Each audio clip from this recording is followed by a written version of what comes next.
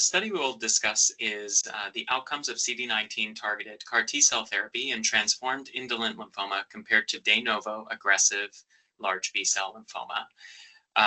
This entity called transformed indolent lymphoma is historically associated with adverse survival outcomes. And these patients were, in the landmark studies, excluded from the trials that led to the FDA approval of CD19 targeted CAR T-cell therapy products for large B-cell lymphoma. So the main purpose of this study was to characterize the outcomes of patients with transformed indolent lymphoma and compare those to patients with de novo aggressive large B-cell lymphoma when they're treated with CD19 targeted CAR T-cell therapy.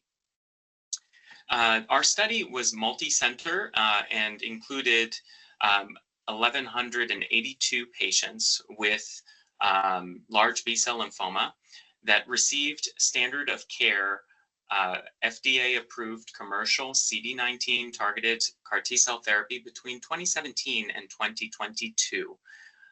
This also included 338 patients who had transformed indolent non-Hodgkin lymphoma, so a total of about 29% of our sample. We looked at both safety and efficacy, and this was essentially safety with respect to immune effector cell-associated neurotoxicity syndrome and cytokine release syndrome. And for efficacy, we also looked at response rates and other survival outcomes.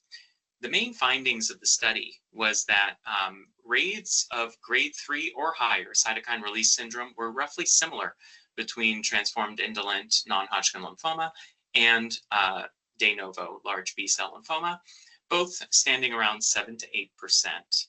The grade 3 or higher immune effector cell-associated neurotoxicity syndrome, or ICANS, was lower in patients with transformed indolent non-Hodgkin lymphoma, 21% versus 27%. And overall response rates were similar, standing at around 83 to 81% respectively.